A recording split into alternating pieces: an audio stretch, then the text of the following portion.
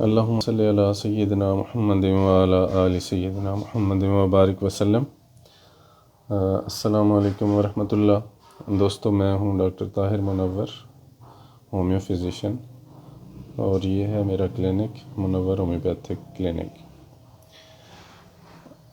आज का टॉपिक है हमारा एलर्जी, और जो ख़ास तौर पे छींकें, नज़ला, ज़ुकाम, फ्लू, वो वाली एलर्जी जिसके लिए आप लोग जाते हैं, जो आपके कंसर्निंग हैं, जो आम लोगों के कंसर्निंग है, वही मैं चीज़ें बताऊंगा।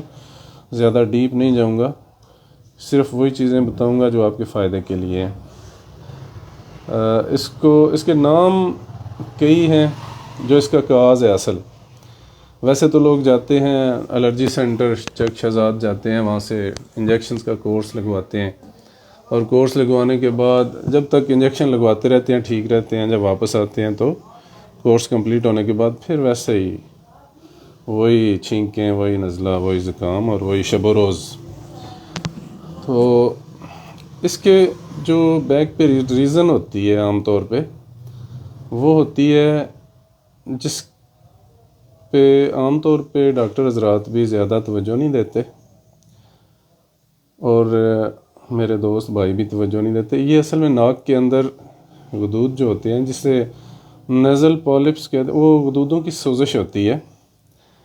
इसके और बहुत से नाम और थोड़े थोड़े फ़र्क के साथ चीज़ें हैं। डीएनएस भी है, इसमें नेज़ल पॉलिप्स है, और ओवर सेंसिटिविटी। तो इसमें फिर ये होता है कि जब नाक के अंदर की, वो पंजाबी में बतौड़ियाँ भी कहते हैं, उनमें सोजिश हो जाती है तो रेड हो जाते हैं और बहुत सेंसिटिव हो जाते हैं। उसमें आपको ठंडी हवा से भी छींकें आना शुरू हो जाती हैं, ज़ुकाम लग जाता है, गर्म आवाज़ से, पुरानी किताबों की जो धूल उड़ती है उससे, पुराने कपड़े अगर आप निकालें उससे, डस्ट से, धुएं से, स्मेल से छींकें स्टार्ट हो जाती हैं। इवन के जो लड़के पढ़ रहे होते हैं, बच्चे, तालिब इल्म, वो जब पढ़ाई की तरफ तवज्जो करते हैं तो उस वक्त भी उन्हें छींकें और नज़ला शुरू हो जाता है। तो इसमें जैसे एक हमारे जानने वाले दोस्त हैं, उनके बच्चे को हुआ, वो सऊदीया में था, तो कहते हैं 4 साल से उसकी ये फ़्लू ठीक नहीं हो रहा, नज़ला ज़ुकाम ठीक नहीं हो रहा। तो उसको मैंने एक बताया साइंटिफिक टोटका, घरेलू टोटका लोग कहते हैं, मैं तो इन्हें साइंटिफिक टोटका कहता हूँ। साइंटिफिक इलाज है ये बाकायदा। घरेलू टोटके जो हैं, यही चीज़ें, इन्हीं से मेडिसिन भी बनती हैं प्रोसेस होके, ये बड़ा साइंटिफिक होते हैं। इन चीज़ों को आप मामूली ना समझें। हर घर के किचन में बहुत ज़्यादा इलाज होता है, मेडिसिन होती हैं, सौंफ, अजवाइन, अदरक वगैरह वगैरह, ज़ीरा, दालचीनी, इलायची, ये बड़ी बड़ी मेडिसिन है, सिर्फ इनका नॉलेज नहीं है हम लोगों के पास। तो उसको हमने बताया कि जैतून के तेल में कस्ते शीरी जला के बॉयल करके, तो उसके ड्रॉप्स डाले नाक में। तो उसने 2 दिन डाले, तो जो 4 साल का एलर्जी, नज़ला, ज़ुकाम में मेडिसिन ले ठीक नहीं हो रहा था, वो अल्हम्दुलिल्लाह 2 दिन में बच्चा बिल्कुल ठीक हो गया। तो आज तो मैं बताऊंगा सिर्फ इसका घरेलू इलाज, सादा सा, यही वाला, कि आप जैतून के तेल को थोड़ा सा गर्म करें, उसमें आप मेहंदी के पत्ते थोड़े से डाल दें, और कस्ते शीरी अगर मिल जाए तो डाल लें, और मेथी दाना 1 चुटकी, ये डाल के बॉयल करें। बस उसको फ़िल्टर करके रख लें। रात सोते वक्त 2 ड्रॉप्स दोनों साइड्स पे डालें।